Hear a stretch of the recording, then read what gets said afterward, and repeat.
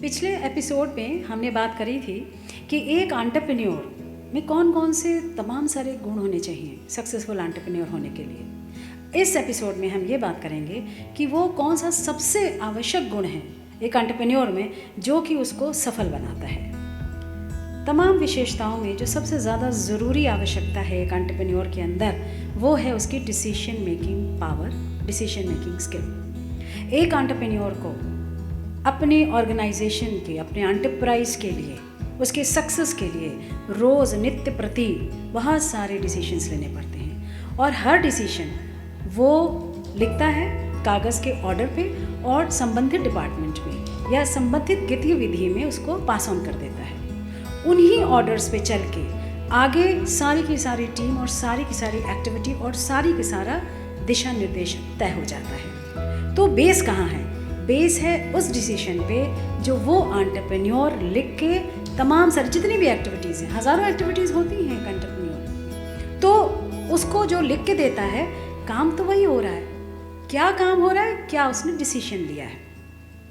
अब ये जो डिसीजन लेता है यही बेस है किसी ऑर्गेनाइजेशन का सक्सेसफुल होने या अनसक्सेसफुल रह जाने का। मुख्य बात यह है वो तमाम ऑर्डर्स जो कागज़ पे आते हैं सक्सेसफुल वही होते हैं जो कि इम्प्लीमेंटेशन योग्य होते हैं, जो व्यवहारिक योग्य होते हैं। तो आपको अगर एक सक्सेसफुल एंटरप्रेन्योर बनना है तो इन दोनों का जो एक छोटा सा महीन सा अंतर है वो ज़रूर समझ लेना चाहिए। ऑर्डर पास करना, कागज़ों के पाइलअप कर देना बहुत आसान बात है, लेकिन जितने भी आपने डिसीजंस लिए हैं उनकी परसेंटेज वाइज कितना ज़्यादा कन्वर्जन में आ सकता है, कितना उसका प्रैक्टिकेबिलिटी है, कितना उसमें इम्प्लीमेंटेशन कैपेबिलिटी है, वो डिपेंड करती है आपकी कैपेबिलिटी पे, वो डिपेंड करता है आपके डिसीजन मेकिंग स्किल्स पे। तो जब भी आप कोई डिसीजन ले रहे हैं ध्यान रखिए कि छोटी छोटी चीज़ों का। पहली बात, कोई भी डिसीजन बिना टाइम के नहीं होता, इसलिए जब भी हम डिसीजन लिखते हैं विद इन ब्रैकेट टी लिखते हैं, अर्थात डिसीजन पास्ट के लिए नहीं होता, decision is always for the future. चाहे वो 10 मिनट के बाद का हो, चाहे वो 10 साल के बाद का हो, चाहे वो 10 महीने के बाद का हो, मगर टाइम फैक्टर ज़रूर मेंशन करना होता है। दूसरा है, जब भी आप डिसीजन लेंगे you always fix N accountability, जवाबदेही। हमारे यहाँ कहीं पर भी न पॉलिसी की कमी है, न किसी प्रकार के प्लानिंग की कमी है, फिर भी फेल हो जाते हैं। वजह अकाउंटेबिलिटी ही नहीं फिक्स करते हैं। हमेशा ध्यान रखिए कि जो भी डिसीजन लिया है उसकी अकाउंटेबिलिटी, उसकी जवाबदेही आपने किस पे फिक्स करी है। मान लीजिए एक हफ्ते के बाद आपने संडे के दिन वो जो डिसीजन आपने लिया आपको लगता है फलाना व्यक्ति जो है वो करेगा और उसका जो है एक हफ्ते के बाद मंडे को वो 11 बजे वो आपको आके उसका पूरा हो जाना चाहिए काम, तो 11:15 बजे आपकी डायरी में नोट करिए, वो क्लिक करके टुन करके आपको बताए कि आपको उससे पूछना है। वो तो आएगा, उसका अकाउंटेबिलिटी फिक्स करिए, बट आपको उस कार्य के लिए किससे पूछना है, कितने दिन के बाद पूछना है, कब पूछना है, उसके लिए आप खुद भी अकाउंटेबल रहिए। जिस दिन हर पॉलिसी के लिए, हर प्रोग्रामिंग के लिए, हर जो भी हम लोग योजनाएं बनाते हैं, अगर हम लोग अपनी सुदृढ़ता से जवाबदेही फिक्स करने लगे खुद अपनी जवाबदेही के साथ, मुझे लगता है 99% सारी की सारे हमारी प्लानिंग सक्सेसफुल रहेगी। कौन कर सकता है, ये कैसे तय करेंगे, ये हम लोग पहले डिस्कस कर चुके हैं अपने अन्य एपिसोड में। तीसरा फैक्टर जो बहुत इम्पॉर्टेंट है एक थ्योरेटिकल डिसीजन को प्रैक्टिकल में कन्वर्ट करने का, कि उसमें फॉलोअप के गुण होना चाहिए। फॉलोअप माने इम्प्लीमेंटेशन कैपेबिलिटी होनी चाहिए। अर्थात जब भी कोई डिसीजन ले ध्यान रखिए रैशनैलिटी उसमें ज़रूर होनी चाहिए, विवेकशील आधार पे होना चाहिए, चॉइस मेकिंग होना चाहिए। डिसीजन आप हमेशा under the condition of certainty, uncertainty और रिस्क में लेते हैं, जिसको बहुत विस्तार से with equations, with practical problems हमने आपको समझाया है अपने अन्य एपिसोड में, जिसको आप देख सकते हैं और जान सकते हैं कि रैशनैलिटी इन तीनों कंडीशंस में डिसीजंस कैसे लेते हैं। दूसरा आवश्यक तत्व है कि कभी भी आप कोई डिसीजन लें, खासतौर से जब आप नए एंटरप्रेन्योर हों, जब नए नए आप आए हैं, तो टेक अदर्स ओपिनियन। पहली बात तो ये, अगर आप किसी भी क्षेत्र के मालिक हो तो सबसे पहले अपनी ईगो हटा के धर दीजिए। जो व्यक्ति अपनी ईगो हटा के और ऑर्गेनाइजेशन के काम में दूसरों से सलाह मशवरा करके, मैं ये नहीं कह रही हूँ कि जो सलाह करें वही आपको करना आपके ऊपर है, डिसीजन फाइनली आपका है। लेकिन हो सकता है कि जो डिसीजन आप लेने जा रहे हैं, चाहे वो लाइन पे आता हो, चाहे स्टाफ पे है, चाहे आप अपने समानांतर लोगों से कर रहे हो, चाहे ऊपर से नीचे लोगों पे कर रहे हो, डिपेंड करता है आपकी क्वालिटी ऑफ द डिसीजन कौन सा ले रहे हैं। लेकिन हो सकता है कोई व्यक्ति आपको वो बात बताए अपने एक्सपीरियंस से कि जो आप 4 बार डिसीजन लेने के बाद, गलतियां करने के बाद, पता नहीं कितने लाखों का नुकसान करने के बाद, वो 1 सेकंड के अंदर उस चीज़ को आप वहीं पर सुधार लें। तो राय मशवरा ज़रूर कर लेना चाहिए उससे रिलेटेड लोगों को।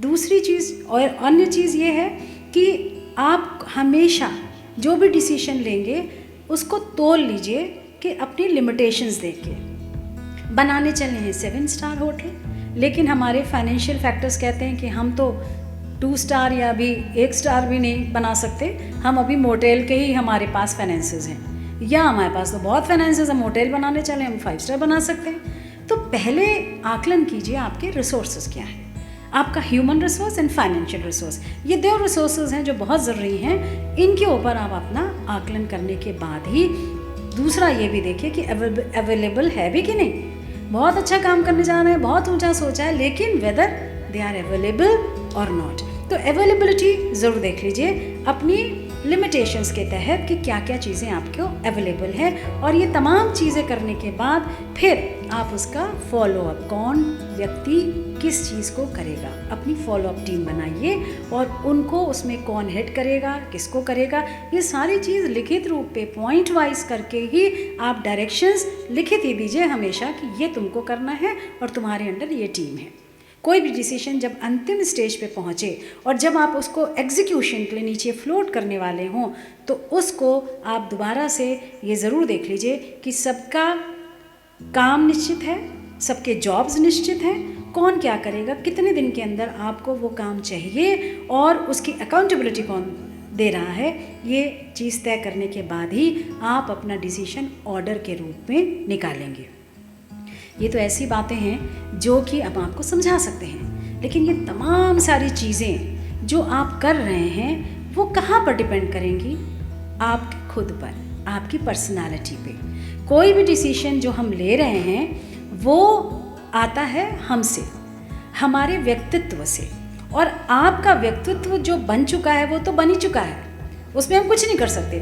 उसमें 2 फैक्टर्स बहुत महत्वपूर्ण तरीके से काम करते हैं। एक है आपका इंटरनल फैक्टर और दूसरा है एक्सटर्नल फैक्टर। इंटरनल फैक्टर में आपको आश्चर्य होगा कि जो सबसे महत्वपूर्ण इंटरनल फैक्टर है जिसके आधार पे कोई भी डिसीजन फ्लॉप हो जाएगा या सुपर सक्सेसफुल चला जाएगा, वो है इंट्यूशन। मैं जब मेजर रिसर्च प्रोजेक्ट कर रही थी यूजीसी के, बहुत सारे मैंने प्रोजेक्ट्स करे हैं, उसमें मैं बड़े बड़े टाइकून से मिली, बिजनेसमैन से मिली जो कि बहुत सक्सेसफुल है, और हमने पूछा कि आप कोई अपना एक गुरु मंत्र बता दीजिए जो मैं जाके अपने स्टूडेंट्स को बता पाऊँ, जिसके आधार पे आप इतने सक्सेसफुल हुए हैं, ताकि कम से कम वो चीज़ हम बता तो पाएँ और वहाँ से हमारे बच्चे सक्सेसफुल रहें। और आपको ये जान के आश्चर्य होगा कि 100%, not even 99%, 100% all successful tycoons answer just one कि मैम जानते तो सब कुछ हैं, हमको सारे रूल्स पता है, रेगुलेशंस पता है, हमको अकाउंटिंग भी पता है और ऑपरेशन रिसर्च भी पता है, सारे नियम मालूम होते हैं, लेकिन जब सबसे महत्वपूर्ण डिसीजन लेना होता है ऐसी समस्याओं में जहाँ पर कि कोई भी रूल रेगुलेशन नहीं आता है, तब हम लेते हैं अपने इंट्यूशन पे। And intuition means how you just feel like doing nothing. So आप अपने ऑर्गेनाइजेशन में व्हाट यू विल फील वो तो आप ही फील कर सकते हो। वहाँ हम आपको कुछ थ्योरी या प्रैक्टिकल कुछ तो नहीं करा सकते, लेकिन वो डिपेंड करता है आपकी पर्सनैलिटी पे। दूसरा है एफेक्टेशन, कनोटेशन एंड कॉग्निशन। साइकोलॉजिकली आप कितने ज़्यादा इमोशनल हो, स्ट्रॉन्ग हो, एक्वायरिंग ऑफ नॉलेज की आप में कितनी योग्यता है, ये तो आपके ऊपर डिपेंड करता है। कोई भी चीज़, शिक्षा जितनी लेंगे उतना आप बढ़िया बनेंगे, लेकिन आप उसको इमोशनली लेते हो, आप बिजनेसमैन हो और हर चीज़ आप इमोशनल पे करने चले गए तो आप बहुत ही नुकसान उठा पाओगे। रैशनली और बिल्कुल इमोशन माइनस कर दो, एथिक्स ही माइनस कर दो, तो वो भी एक अति की सिचुएशन होगी।